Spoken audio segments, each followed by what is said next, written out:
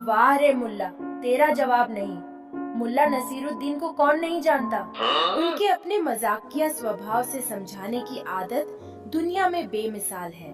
मुल्ला न तो नमाज अदा करते थे, न मस्जिद जाते थे। यह भी आप जानते ही होंगे। बस इसी कारण मुल्ला को सब नास्तिक व काफिर कहते थे। एक दिन उनके मोहल्ले वालों ने सोचा कि मुल्ला को मस्जिद जाने बगैर पढ़ने हेतु समझाया जाए। मोहल्ले में नास्तिक का होना अच्छा नहीं, तो सबने मिलकर मुल्ला को समझाया। मुल्ला ने सबकी बात बड़े ध्यान से सुनी, फिर कहा, देखो भाई, मैं मस्जिद तो नहीं जा सकता हूँ, पर हाँ, तुम लोग इतना फोर्स कर रहे हो तो मैं अल्लाह को दिन में एक बार याद जरूर कर लूंगा, लेकिन करूंगा अपने वक्त पर तथा अपने तरीके से। सबने सोचा, ठीक है, न करने से तो अच्छा ही है। उधर मुल्ला ने तो रात के 12 बजे घर की छत पर जाकर चिल्लाना शुरू कर दिया, सुन अल्लाह, मुझे 100 दीनार भिजवा दे, उसके बगैर तेरा छुटकारा नहीं। जब तक तू 100 दीनार नहीं भिजवाता, मैं ऐसे ही रोज रात को नमाज पढ़ता रहूंगा।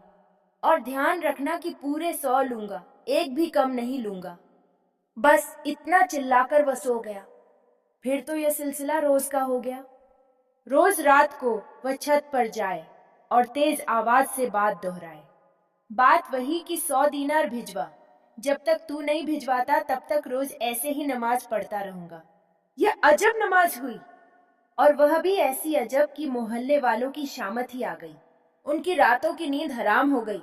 रोज रात मुल्ला चिल्ला चिल्ला कर पूरे मोहल्ले को उठा देता था, और ऊपर से इबादत भी बेढंगी व उठपटांग। इससे तो वह नास्तिक ही अच्छा था। सब मुल्ला को समझाकर थकते रहे।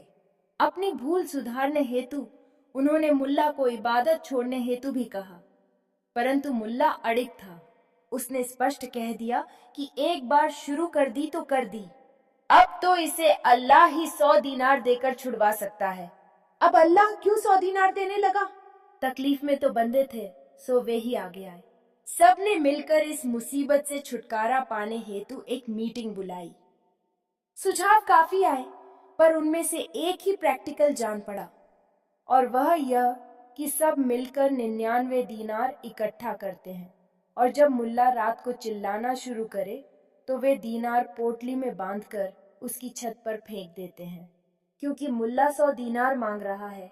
बार बार कह भी रहा है कि एक कम नहीं लूंगा।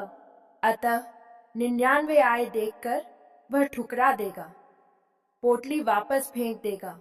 बस हमें हमारे दीनार भी मिल जाएंगे और मुल्ला से छुटकारा भी। वह समझ जाएगा कि अल्लाह पूरे 100 दीनार देने को अभी राजी नहीं। अब प्लान बन चुका था और इंतजार रात का था। बस रात को मुल्ला ने जैसे ही चिल्लाना प्रारंभ किया कि अल्लाह पूरे 100 दीनार लूंगा, एक कम नहीं लूंगा, की योजनानुसार 99 दीनार से भरी थैली मुल्ला की छत पर फेंक दी गई। मुल्ला तो खुश खुश हो गया। उसने झट से थैली खोल दीनार गिनने शुरू किए, लेकिन यह क्या, यह तो 99 है। उसने 2-3 बार और गिने, पर थे 99 ही। खैर, कोई बात नहीं। उसने दीनार फिर थैली में भरे और थैली हवा में उठाता हुआ बोला, वाह रे अल्लाह, तू भी प्रोफेशनल हो गया है। एक दीनार थैली का काट ही लिया। इतना कहते कहते उसने थैली जाकर अलमारी में रख दी और सो गया। उधर मोहल्ले वालों को तो समझ में ही नहीं आया, यह तो दीनार ही चले गए। बेचारी सब रात भर जागे। सुबह सुबह सीधे सबने मिलकर मुल्ला के घर दस्तक दी। जब 100 मांगे थे तो 99 क्यों रखे, उसका सबब भी जानना चाहा। मुल्ला ने हंसते हुए कहा, इतनी सी बात से इतना टेंशन में क्यों आ जाते हो? तुम लोगों के लिए यह बात नई कहाँ है? अच्छा बताओ, तुम लोग अल्लाह को जो भी चढ़ाते हो वह कभी अल्लाह तक पहुंचता है? उसे मौलवी ही यह कहकर रख लेते हैं ना कि तुम लोगों ने अच्छी भावना से नहीं चढ़ाया, इसलिए अल्लाह ने वह चढ़ावा नहीं स्वीकारा। अतः मजबूरी में इसे हमें रखना पड़ रहा है। जब वहां चुप हो जाते हो तो यहाँ भी चुप हो जाओ। मैंने भी अल्लाह के प्रोफेशनल हो जाने की आड़ लेकर आपके दीनार रख लिए।